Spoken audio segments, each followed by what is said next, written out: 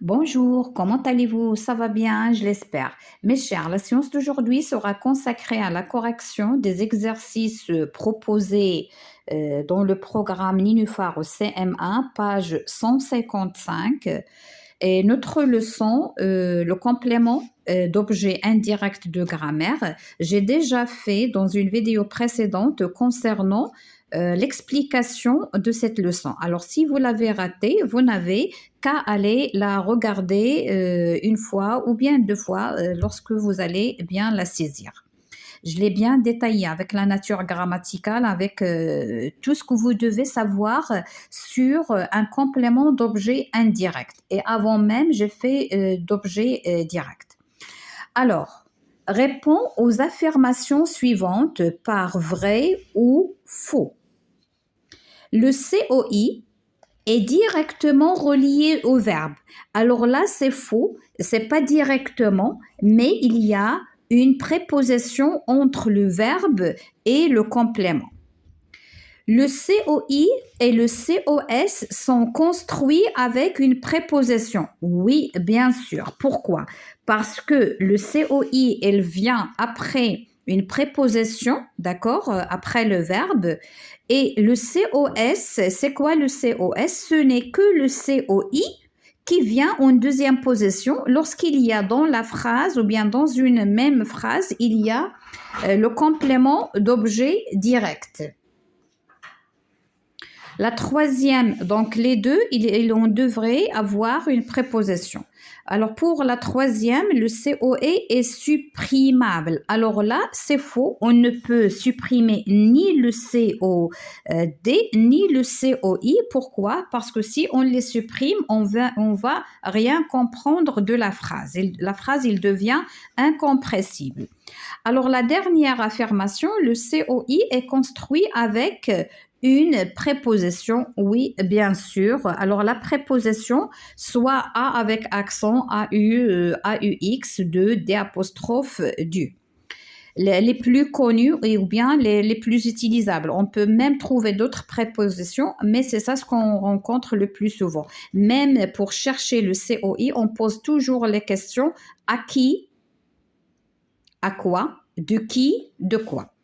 Alors, 2, souligne le COI et entoure sa préposition. La première phrase, Pierre demande à Bertrand l'heure qu'il est. Alors, le verbe c'est demande, on va poser la question. Demande à qui? À Bertrand. Et où est la préposition? C'est à avec accent. La deuxième phrase, Claire doute de la sincérité de sa sœur. Alors, le verbe c'est doute. Claire doute de quoi? De la sincérité de sa sœur. Donc là, je vais souligner de la sincérité et je vais entourer de. C'est l'heure d'arrivée dépend de la météo. Alors, où est le verbe? Le verbe c'est dépend. Dépend de quoi?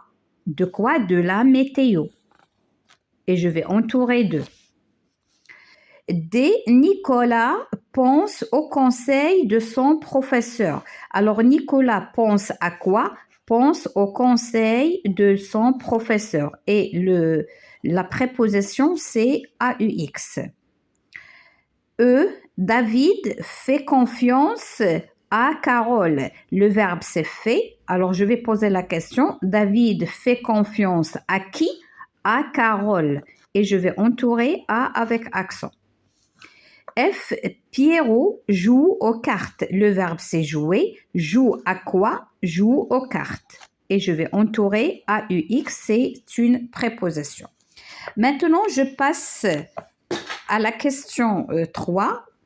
Quelle question faut-il poser pour trouver le COI? Coche la bonne question. Alors, comme vous le saviez, le COI, pour le trouver, on pose les questions de qui, de quoi, à qui, à quoi. Ça dépend de la phrase qu'on a. A. Emmanuel ne boit pas assez d'eau. Alors, le verbe, c'est boire. Emmanuel ne boit pas assez de quoi? D'eau. Alors ici, la question qu'on a posée, c'est de quoi? B, je pense aux vacances de fin d'année. Le verbe c'est pense. Quelle est la question que je vais poser? Je pense à quoi? Aux vacances. Donc là, quelle est la question qu'on a posée? À quoi? Le loup s'est attaqué aux oignons. Le verbe c'est attaqué. C'est attaqué à qui?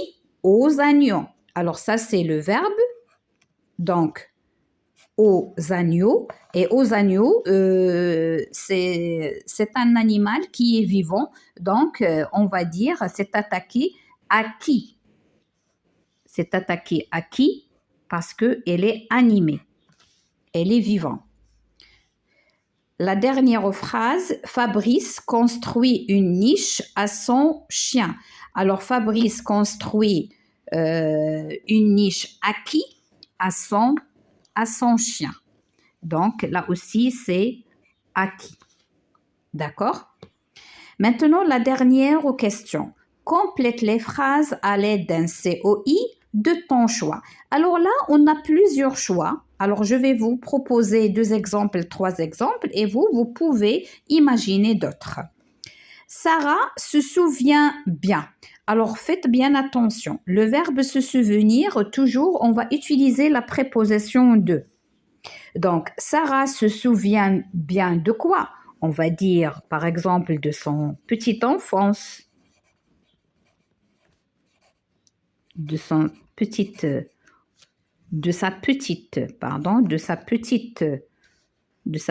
enfance, ou bien de son enfance, ça dépend. Si on a écrit l'adjectif petite enfance, on va mettre ça. Si on met enfance, même si c'est féminin, on va mettre directement son enfance parce qu'il y a 2 voyelles. Hein. Il y a E, il y a A, donc on va mettre son. Ça, c'est entre parenthèses. Alors, on va mettre, par exemple, elle se souvient de ses vacances. De ses vacances. On peut écrire et se souvient de sa maîtresse de l'an dernier.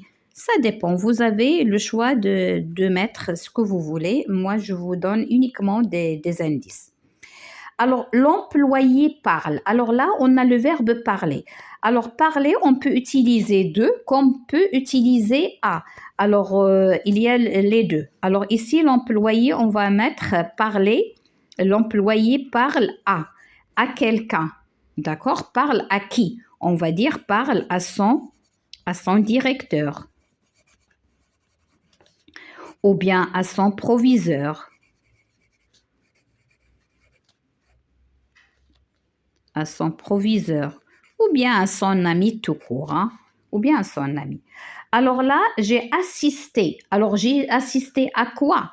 J'ai assisté à une conférence.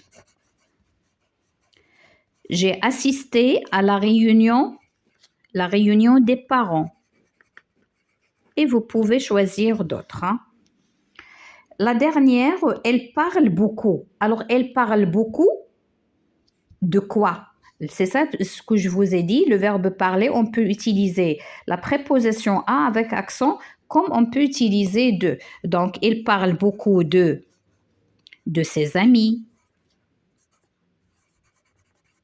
De sa nouvelle amie. S'il y a une nouvelle, d'accord, de sa nouvelle amie ou bien de sa maîtresse, comme vous voulez, ou bien il parle de son travail, de ses résultats qu'il a reçus. Alors, c'est de ces résultats. Vous pouvez écrire ce que vous voulez, comme je viens de le dire. Alors, mes chers, je viens de terminer cette séance et je vous donne rendez-vous à une prochaine, Inch'Allah. Au revoir, à la prochaine.